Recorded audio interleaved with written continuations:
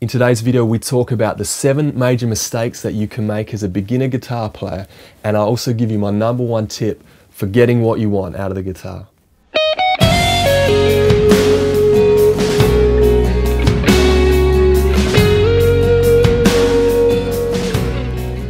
G'day guys, you're in the studio with Luke from GuitaristIQ.com. Thank you again so much for joining us. The first thing on this list of major mistakes that beginner guitar players can make is simply not tuning their guitars regularly, okay? Unless you have some fairly advanced custom electronics built into your guitar, then chances are your guitar will not tune itself. Tuning your guitar isn't a set and forget type thing. Guitars can be quite temperamental when it comes to tuning. They're going to respond to how you play the instrument. They're going to respond to being moved around in the case. They're going to respond to climate, how cold it is overnight, how hot it is during the day, as well as things like how new or how old the strings are. I don't want to blind you guys with science or get really deep here, but if your guitar isn't in tune, then what you're playing won't be in tune, okay? So train yourself to hear when your guitar's not sitting right, and don't be used to the sound of an out-of-tune guitar. Okay, the second thing on this list of mistakes that beginner guitar players tend to make has to do with not practicing consistently enough. Less is not more when it comes to practicing the guitar. Be smart with your time, okay? Work out how much time you can afford to put into your guitar playing each week, and then break that up over the week. Don't just try and do a 2 or 3 hour slog on the weekend. Be chipping away at it during the week, 10 minutes, 20 minutes, half an hour, whatever you've allotted for practicing. And you're gonna find that your playing will come along a lot quicker. We're trying to train our brain to work in with our hands, and we're trying to train our hands to work in with each other, and that takes consistency over time. Okay, the next thing on our list has to do with not being aware of timing as a guitar player. Playing with feel and playing out of time are two very different things, okay? Having a good sense of rhythm or a good sense of timing is one of the main things which separates someone who sounds like they're a beginner from someone who sounds confident and competent in what they're doing. It is a natural thing to kind of race through the parts in a song that you know when you're learning a track, and sort of slow down and stumble through the parts that you don't know so well. But learn to practice at tempos where you can play the whole thing consistently, okay? Get in the habit of practicing to things like a click track or a metronome, or making use of backing tracks or jam tracks when you practice. As well as maybe if you've got some simple audio software like GarageBand, you can make your own loops to practice to. Timing is crucial. Be aware of when you're speeding up and when you're slowing down, and train yourself to play consistently.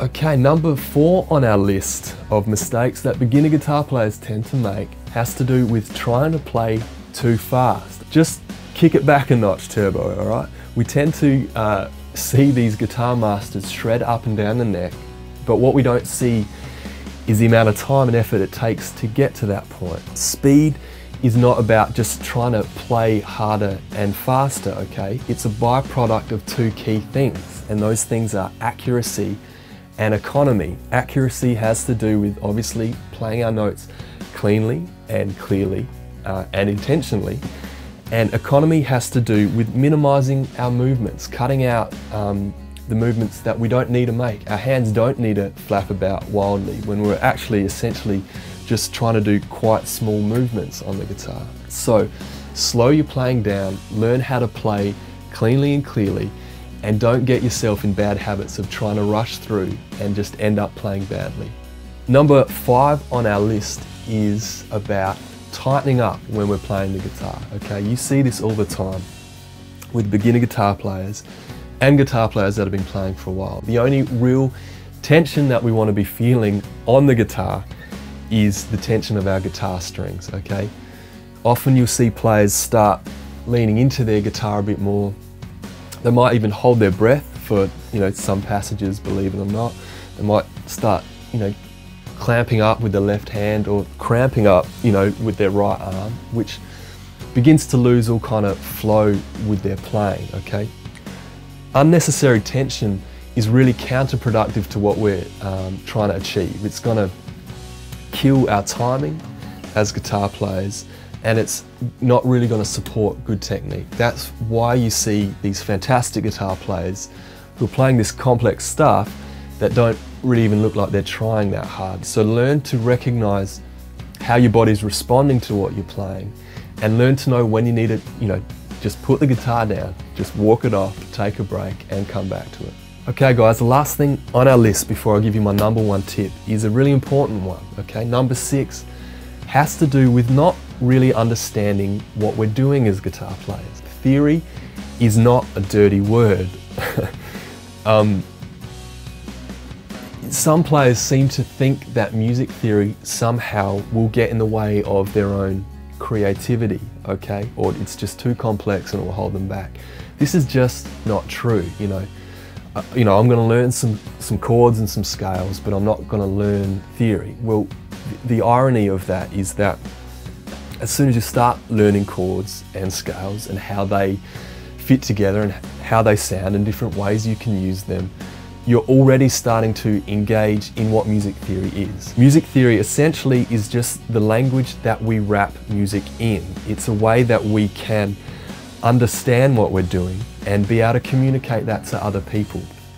Okay, I'm not saying you need to go up to the nearest peak and meditate until you achieve pure theoretical enlightenment. I'm just saying understanding some of the basics is going to really help you playing.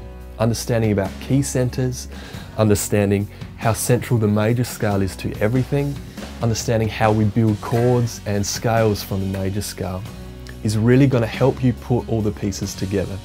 Okay, here we are, my biggest tip for the day in finding success as a beginner guitar player and achieving your own goals and objectives is about actually having goals and objectives in the first place. So many players decide to play guitar and then after a few months it's in the corner gathering dust again because at some point they've just lost track. They have no goal or plan of attack. Having clear goals and objectives is about understanding what inspires you and also what you actually want out of the guitar. Ask yourself the question, why do I want to play guitar in the first place? What are the things which help me engage with the instrument?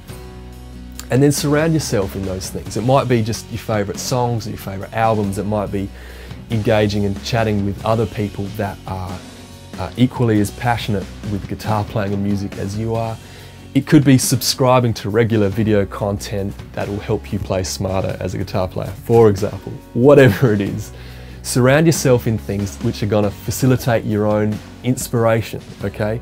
And secondly, understand what you actually want out of the guitar that you're learning, okay? Do you want to use it to be the next guitar ninja, or are you just looking to learn your favorite tracks and be able to have fun with it around the house, okay? If you've got a teacher, make sure they're on the same page with what you want. Make sure you're actually getting what you're paying for in your lessons. And if you're teaching yourself, being able to really clearly know what you want will help you sort through all of the information that's available to you, okay? So be clear about your goals and objectives, understand that playing guitar is a long-term commitment, and be realistic about what you want. Well, that's it for today, guys. Thank you so much for watching. We hope you've got something out of it.